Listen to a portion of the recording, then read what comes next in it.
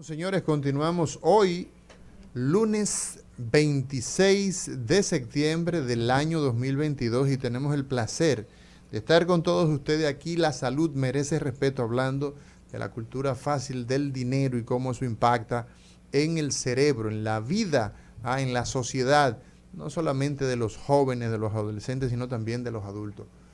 Doctor Roberto Lafontaine. Sí, Celedonio, como sociólogo. Sí. ¿No será esto una expresión de un quiebre del modelo de desarrollo que tenemos, a donde el 60% de la población vive en sectores totalmente carenciados, no tiene acceso a los servicios básicos, no tiene acceso a salud, no tiene acceso a educación, no sé nada de esto, y por esta razón se genera una cultura de subsistencia? Te pregunto. Sí, yo creo exactamente que tiene que ver, o sea, no es un fenómeno ajeno al carácter esencial de nuestra sociedad. Está estrechamente vinculado a las condiciones de un capitalismo poco desarrollado, a un subdesarrollo capitalista en la República Dominicana, que evidentemente supone una relación de desigualdad extrema.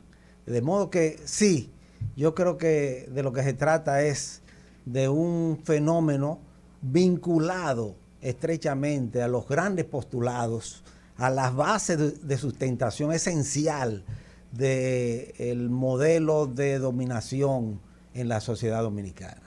Doctor César Zapata, el doctor Silien mencionaba de que esta cultura del dinero fácil se premia en la sociedad en la cual vivimos, se premia lo incorrecto. Yo digo, no solo se premia, sino también que se promueve a través de los medios de comunicación. Nos gustaría que usted, como psicólogo, pudiera darnos esas pautas de cómo yo trabajar desde el hogar el tema de los valores, los principios, la moral, para que estos jóvenes y adolescentes que están siendo bombardeados, no solo en los medios de comunicación, sino en su entorno, muchos son burlados porque van a la universidad a estudiar y yo no estoy estudiando y estoy en mejor condición económica que tú, pero haciendo lo incorrecto. Entonces, ¿cómo hacerle frente a esto en base a formación en valores, moral y principios? Adelante, doctor César Zapata. Sí, mira, yo tengo una mirada pesimista hacia el problema, porque hay tres esferas de formación de valores: la familia, la escuela y la propia sociedad. Y las tres están en deterioro. La familia está en crisis. Ya nos hemos tenido que inventar varios modelos de familia, inventarnos parches para la crisis de la familia. La escuela no educa en valores. Y la sociedad, como dije hace un rato, lo que hace es premiar las conductas antivalores. Es decir, aquello que se promueve como valor hipócritamente, por otro lado, es negado y se premia, se refuerza. Hay un programa de reforzamiento. Yo leí el artículo que publicó el señor sobre Toquilla y no estoy de acuerdo. Porque Toquilla no es el problema, Toquilla es el síntoma. El problema es la sociedad que la consume y la promueve. Esa es la realidad.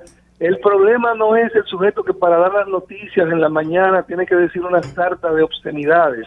El problema es que aumente el rating, la obscenidad aumenta el rating.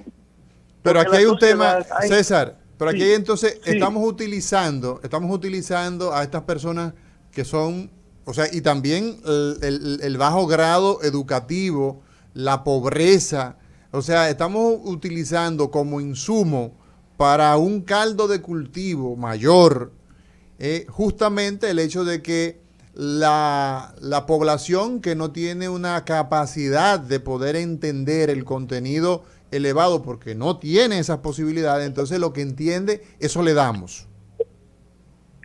Sí, pero tampoco yo quiero cargar el dado hacia la marginalidad.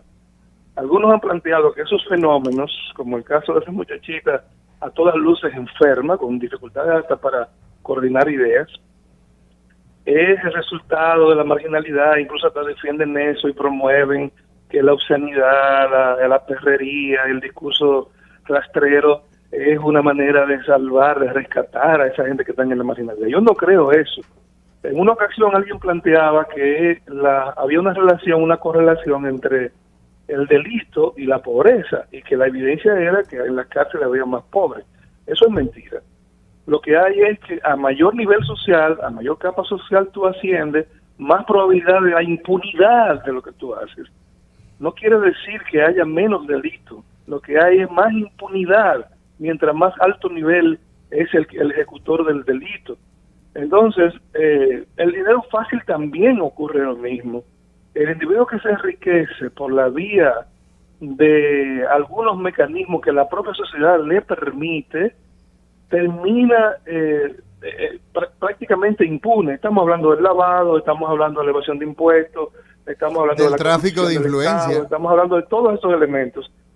Pero mientras más dinero tú consigues por esa vía, menos probable es que tú llegues a pagar consecuencias. Por consiguiente, se ve más fácil que el que se robó la gallina o el que vendió un crack o un tabaco de marihuana en el barrio tenga más riesgo de caer preso que el que trae la marihuana al país y la promueve, que el que ejecuta la lavandería del dinero.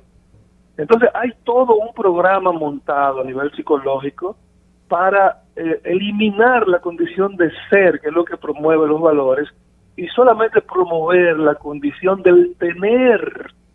Voy a poner el ejemplo de un sujeto que es millonario, anda por ahí con un programa en las redes. No mencionaré su nombre, pero seguro que la anécdota hará recordar su entrevista. Da una entrevista en la televisión y dice que él era estudiante y que un día tenía un examen, tomó un taxi, y el que lo llevaba en el taxi era abogado, y él tiró el cuaderno por la ventana y dejó de estudiar, y promueve a los jóvenes que no estudien, porque definitivamente él se ha hecho rico sin estudiar. Ahora, volvemos otra vez al problema de la sociedad y el reforzador que la sociedad le da a esos sujetos. El programa incluso de condicionamiento clásico, como el perrito de Pavlov. Si tomas esto, entonces vas a emitir esta respuesta. ¿Cuál es la respuesta que espera la sociedad? Bueno, la indiferencia, la falta de conciencia crítica, que son gente más fáciles de gobernar. Este sujeto, yo le pregunté a alguien que me hizo un cuestionamiento sobre el tema. Y digo, te lo devuelvo con una pregunta. Cuando ese sujeto, si tiene hijos, se le enferma a su hijo, ¿él va a buscar un reggaetonero? ¿O a uno de los plebes que él entrevista? No, él va a buscar un sujeto que estudió. Si él tiene un problema con su carro de lujo, él va a buscar un reggaetonero, no va a buscar un sujeto, un técnico que estudió. Si su esposa se enferma, él la va a llevar a un ginecólogo, no la va a llevar a un cantante de rap. Entonces, ahí es donde la sociedad tiene que tomar conciencia. El problema de cuál es el impacto que tiene a nivel psicosocial promover el tener por encima del ser. ¿Cuál es el impacto psicosocial? ¿Cuál es el nivel de deterioro que la sociedad... ¿A dónde que la sociedad quiere llegar a los niveles de deterioro? Entonces también tenemos ¿cómo se llama? El consuelo de que ya no, eso está ocurriendo a nivel mundial, eso ocurre en otros países. Bueno, si ocurre a nivel mundial es porque a nivel macro hay algo que está fallando, y yo pienso que es la quiebra del tema de la democracia, porque por ahí comenzó el mal. El mal comienza por una hipertrofia de la democracia, ¿ok? Una hipertrofia. ¿Tú entiendes entonces que el modelo democrático ha permitido esto, César? Claro, porque al hacer una hipertrofia, el dejar hacer, ¿entiendes? En Estados Unidos... Pero eso no es democracia, eso es libertinaje. Bueno, en Estados Unidos, por ejemplo, el tema de la quinta enmienda es casi gracioso, porque tú puedes hacer lo que te venga en gana, amparado en la supuesta quinta enmienda. Entonces, hemos llegado a un nivel también donde lo que antes era patológico, ahora es socialmente tolerable. ¿Ok? Escuché un chiste por ahí de una persona que decía que hace unos años, por ejemplo, la homosexualidad era un tabú prohibido, incluso aparecía en el DSM, el manual de diagnóstico. Aparecía, en el 2 aparecía. En el 2 y en el 3. En el 3 también. Trastorno de identidad de género. Sí. Y sin embargo, después tuvimos que aceptarlo como normal. Luego nos han llevado, decía el humorista, nos han llevado a que no podemos hacer ningún comentario, porque no solamente aceptarlo, sino que si hacemos un comentario en contra, tenemos un problema nosotros. Y él dice, el siguiente paso es que se va a convertir en obligatorio. Muy difícil. Bueno, Bueno, señores, hoy conversamos sobre el tema del dinero fácil, la cultura del dinero fácil, cómo pues esto impacta en el comportamiento psicosocial, ¿ah? Y ya hemos escuchado en un primer segmento a estos tres expertos, César Zapata, Celedonio Jiménez y el doctor José Sillié como neurólogo. La pregunta que se me ocurre es, ¿qué tanto se ha diversificado el esquema organizado como parte de promover la cultura del dinero fácil? Bueno, se ha diversificado ampliamente. Yo diría que el problema de promover, de asumir el estilo... Por ejemplo, el tema de los narcos, Sí. los narcos, el narcotráfico acá. Nuestros narcotraficantes, todos conocidos, todos amigos de los jefes militares, de los políticos, de los diputados, de los candidatos a todo. Entonces, prácticamente lo conoce todo el mundo. Y cuando los Estados Unidos alan, entonces ahí es que todo el mundo le sale corriendo. Entonces, parece que existe ya un macrosistema de esa cultura del lado, por ejemplo, del narcotráfico.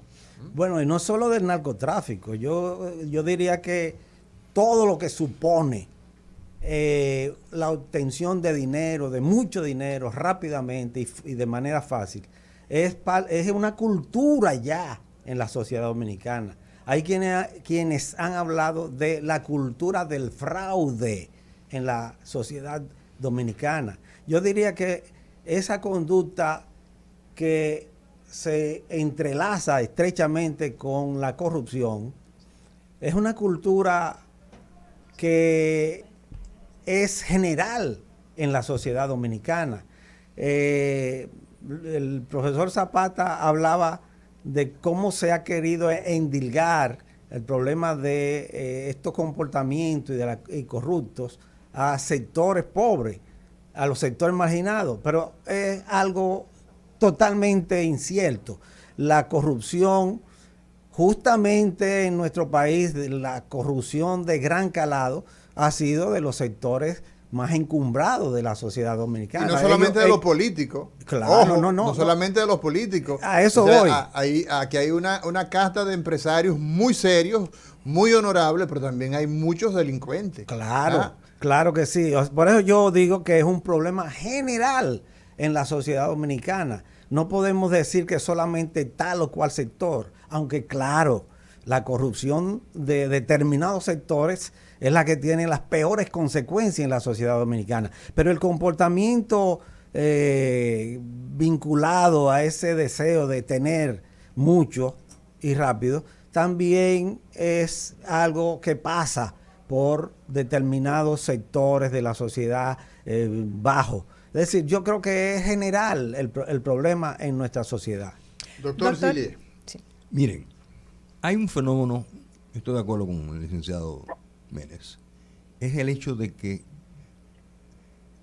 el que tiene 1 millón quiere 10, el que tiene 10 quiere 20. Ahí va la pasta humana, ahí va la ambición. Ambición porque ese dinero me produce prestigio, me hace amigo de fulano, puedo estar en tal ambiente, entonces ahí va el escalamiento social. Es decir, que estamos frente a una pasta humana mala, ¿verdad? ¿Por qué razón? Porque somos ambiciosos, somos egoístas, somos envidiosos. Entonces, todo eso agregado a una cultura del dinero fácil es lo que nos hace cometer el dolo. Tomemos un ejemplo. Si yo fuera presidente de la Junta Central Electoral, yo declararía a los partidos políticos compañía por acciones en vez de ser partidos políticos. Lo declararía compañías por acciones. ¿Por qué? Porque el que está ahí puso un afiche y quiere ser millonario porque puso un afiche en nombre del partido tal. Usted me dice, ¿es uno, es otro? No, es el ser humano. Ese ser humano maleducado, no en términos de educación académicas, sino en términos de educación de hogar, en términos de formación, de principios morales. Tomemos un ejemplo. Usted toma un humilde de descendencia cocola, los cocolos, Samaná. Ese señor es humildito, anda con su camisa muy lavada muchas veces, pero planchadito, con sus zapatos limpios. ¿Por qué? Porque se lo enseñaron, él lo aprendió.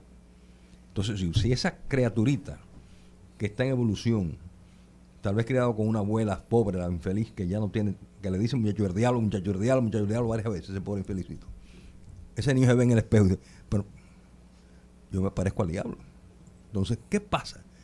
No se le inculcan esos valores. Entonces, cuando viene la tentación, cuando viene el principio de parecerse y de buscar el dinero, no tiene referentes. Recuérdense que antes en los pueblos había un don fulano que tenía la capacidad más que el gobernador del pueblo, porque era un referente moral. Esos referentes morales se acabaron. Ya no hay estatuas que respetar. Entonces, innegablemente que esa descomposición social, ¿verdad?, que no solamente es la marginalidad. Usted me dice, por un pobre policía en una esquina en el sur, a la entrada de Haití, ganando no sé cuánto que ganan, 2 pesos que ganan al mes. Entonces, bien, cuando usted le presenta 50,000, 100,000 pesos, pobre hombre, cae. Entonces, eso es multifactorial. No solamente es lo cultural, no solamente es lo social, es también los principios aprendidos en el hogar temprano, que son los que se mantienen durante toda la vida. Porque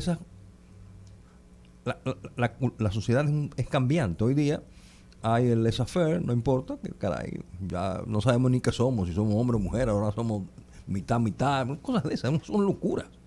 Usted nace varón, nace hembra, usted no hace media cosa. Entonces, realmente que la sociedad ha cambiado, pero la pasta humana sigue mala. Señores, nos vamos a una pausa. Hoy conversamos sobre la cultura del dinero fácil, la perspectiva de los psicólogos, de los sociólogos y de la neurología.